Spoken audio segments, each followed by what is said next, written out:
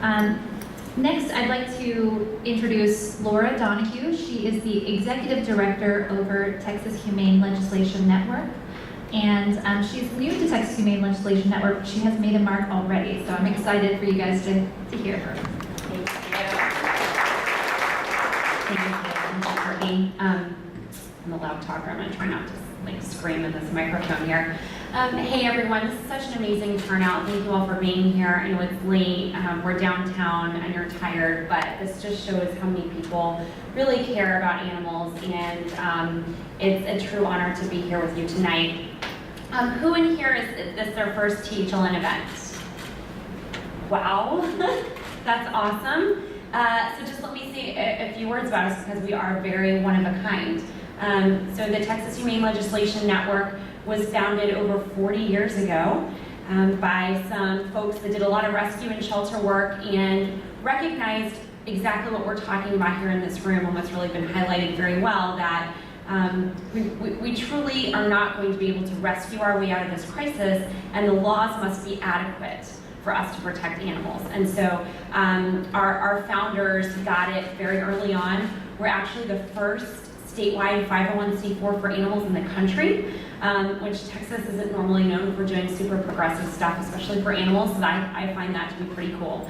The organization was operated solely by volunteers for 35 years, and a few years ago, our amazing board pulled up enough sofa cushions to hire a staff person. So that staff person is now me. And it's just a true honor to work with a very true grassroots organization. We just added our 6th chapter in East Texas. If any of y'all know East Texas, they definitely need us out there. So we're really excited to see ourselves growing in ranks and strength. There are still to this day very few statewide organizations quite like ours in the country. So we get called all the time from other states who are starting political action committees and 501c4s for animals. Just to give you a little background, so as a 501c4, we can do things different, and we can do things that 501c3s can't. The 501c4, our expenses are tax deductible, our income is not. But the benefit that we get from that is that we can spend 100% of our resources on lobbying. Whereas to have your income tax deductible and to keep your 501c3 status, you have to, your lobbying must be at minimus of what your organization spends, generally under 10% is what most general counsel will tell your traditional 501c3. So we are not hamstrung by that at all. We spend all of our resources on lobbying. And in addition, we can participate in partisan politics as well. So if any of you guys have been on our new website, please go on there. In the last round of primaries, we announced and launched our endorsements for our humane candidates, and I do want to give a plug to Ariana in the back of the room. Will you wait, please? So Ariana works for Representative Jessica Farrar, and who is the co-author of our humane tethering bill, and here she is late at night, and so we really appreciate her office and all that they do for us. But we are nonpartisan. It doesn't matter whether you are red, white, or blue. We know that caring about animals is just a common principle amongst all of us. So we endorse our candidates strictly upon their voting record for animal protection issues. And we get to work both sides of the coin. So as you can imagine, it's great 40 years from when we started that the Capitol can be a crowded place. We finally have gotten enough advocates across the state to realize that their voice matters, that laws matter. But when you're just asking these elected officials to do this very hard work, and then you're not helping to get humane officials elected, you're kind of missing one side of the coin there. And truly, when you look at these very well-funded special interest groups that we find opposing our humane legislation, they are using every tool in the toolbox, right? They've got a C3, they've got a C4, they've got a PAC, and they are funneling money where it's best appropriated. They're working to get their friends in the legislature elected, and they're working to get their opponents unseated. And we've got to be using all the tools in the toolbox too. So I think that we're at an exciting time, and I see our organization experiencing transformational growth. I see us adding chapters. Our lobby days are getting bigger than ever, and we're not just waiting once a day or once a year to go to the Capitol, but we're in the districts year-round. And that's really where it matters. I mean, your local officials, just like you're hearing from Barrio Dogs here, I mean, they're in your neighborhood. And so they're at the gas station next to you pumping gas, or in line at the grocery store. You know, the Texas legislative session is only every other year for 6 months. So otherwise, they're right here, and that's the best time to talk to them. So we are approaching our legislative session in January, and so now is the time when folks are getting their authors and drafting the bills and submitting them to Leg Council for drafting. So it is an intense time. We all of you have our humane tethering fact sheet. We did get over, I think we had about 44 co-sponsors last year, so I really believe we're going to get this done this time, guys. I really do. And you heard Sergeant Jansen talk about the importance of a law being enforceable. A law can sound really great on paper, but if it's hard to enforce, it's just frankly not going to relieve suffering. So we really work very hard on that. And you know, I think all of us here in this room, because we care so much, we don't spend a lot of time celebrating our progress. We wake up in the morning and we immediately see the suffering and know the hard work that we have ahead of us. But I do hope that you will take a peek at our legislative action summary, actually, because when I look at that, I realize how far we have come. And we truly have come a long ways. And to think that it was just, you know, a handful of years ago that folks were still euthanizing through gas chamber euthanasia, about $20,000 a year when we passed our bill that shut it down on the day that the law became effective. So legislation really does matter. And the animal-friendly license plates, that was, I think, one of the coolest bills we probably ever passed. It has funded over 20,000 spay-neuter surgeries, low-cost spay-neuter surgeries. So, you know, working on legislation can be really frustrating because it's definitely not a short game. It's definitely long-term, but you're really effectuating change, and it's true prevention. So that's why I'm super passionate about it. That's why I've dedicated my life to it. I know that's why you're here today. And I'm really looking forward to working with you guys and getting to know you more. So obviously we'll be back on humane tethering. You can rest assured of that. I'm also happy and excited to tell you that we will be working on our cruelty code this year. And I think when you heard Sergeant Jansen's presentation, you heard that we need some improvements there. Out of all of the counties and localities in our state, there are only 5 DA's offices in the state that have dedicated animal cruelty prosecutors. That's not right. And so we've been talking to those prosecutors and asking them, how can we make our cruelty code work better for you in the courtroom? And I'm happy to say that after months of work group meetings, I think we have some surgical fixes that is going to mean a lot stronger prosecutions and many more successful prosecutions in the courtroom. So I can't share with you specific details right at this moment. I can tell you that we just got off a call with Denton and Harris County yesterday, and we're getting very close to a piece of legislation that I think is going to be very effective. And we haven't updated our cruelty code since 2007, so it is certainly time. And you know, there's always defense, unfortunately. Half of what we do is simply defend existing protections in statute because you can't walk away from it once you pass it. There are always folks that are interested in relaxing laws or repealing what we've worked very hard to pass. We do monitor the opposition, and we do intercept some communications every now and again. We know that there are plans to dismantle our puppy mill law, our Commercial Dog Breeder Act, that we worked very hard for a very long time to pass, and is frankly not nearly strong enough, but there are regulations on the books. We do have a climate of deregulation, and we have to be very vocal, not take that law for granted. I hope most of you were able to grab a save the date card for our upcoming conference, our annual advocacy conference, we're actually going to be going to every other year as opposed to every year, and we're going to be doing regional workshops in the off years. But I hope all of you can attend. We are the Texas Department of Licensing and Regulation that enforces the Commercial Dog Breeder Act is coming out to give a sort of post-mortem 5 years later, and to make sure that we as humane advocates know how we can support their investigative and cruelty work and make sure that we get knowledge of the program out, because that's education is a huge piece of it. You know, we know that there are going to be efforts to repeal our exotic animal law that requires registration for dangerous wild animals. We defeated it last year, and we know they'll be back again. So there's going to be defense, there's going to be offense. Folks are contacting us. I mentioned Representative Jason Villalba talking to us about dogs in hot cars and providing some relief for any civil liabilities for Good Samaritans and such.